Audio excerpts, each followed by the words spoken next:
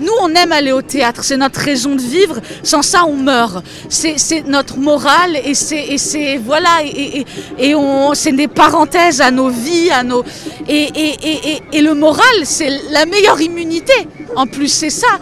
Et vraiment, là, notre avenir, il est souillé et on ne sait pas ce qui va se passer. Moi, je trouve ça scandaleux, voilà, qu'on rouvre les églises, qu'on rouvre les magasins où il y a des queues pas possibles, alors que les théâtres, on fait énormément d'efforts et on est tous dans la même direction, on a des masques, on parle pas. Moi, je comprends pas. Je suis vraiment dans l'incompréhension totale, c'est n'importe quoi et on nous annonce quoi? 5 jours avant la rouverture, ils ont tout préparé, ils ont tout rouvert, tout installé, les décors, etc. Et c'est n'importe quoi. C'est n'importe quoi. Et de toute façon, les gens n'en peuvent plus. On sait pas ce qui va se passer avec ce virus. C'est un virus horrible, oui, mais on va devoir vivre avec, quoi, aussi. Et on peut pas tuer des gens, d'autres choses, de perte, oui, de morale. C'est hyper important, la culture, le théâtre, et voilà.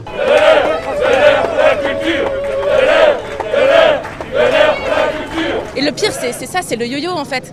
C'est ce truc de dire que ok, on a une date, on va peut-être pouvoir rouvrir, on va peut-être revoir des choses.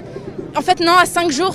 Enfin, il faut se mettre à la place des compagnies, des troupes, de tous ces théâtres-là qui ont préparé leur rouverture. Et on ne peut pas, alors que, je suis désolée, mais je prends le métro pour aller en cours, pour tout ça. Et dans tous les cas, il y a des gens dans le métro.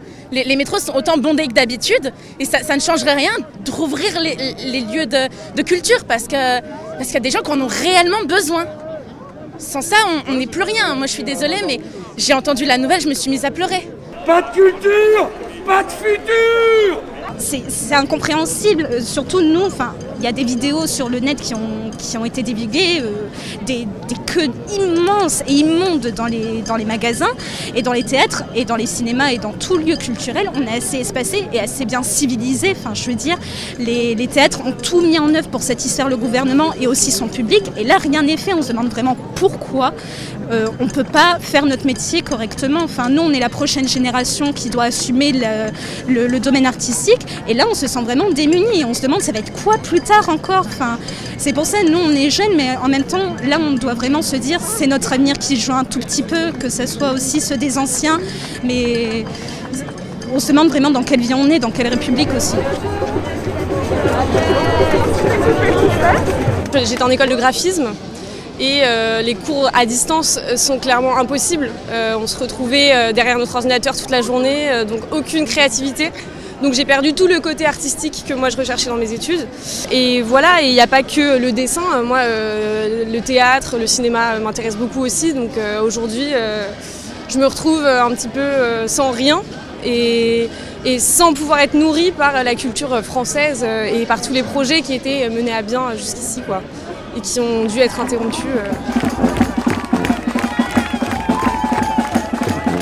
Quand on veut amener les gens à empêcher de produire une pensée qui est la leur et empêcher de discuter entre eux, parce que c'est ça aussi la démocratie, c'est de pouvoir discuter, de pouvoir échanger, contredire et contrer le pouvoir.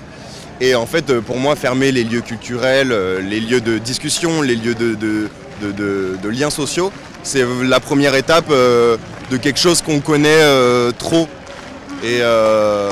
Et sans faire de langue de bois, pour moi, c'est vraiment un glissement vers quelque chose de totalitaire et une répression, quoi.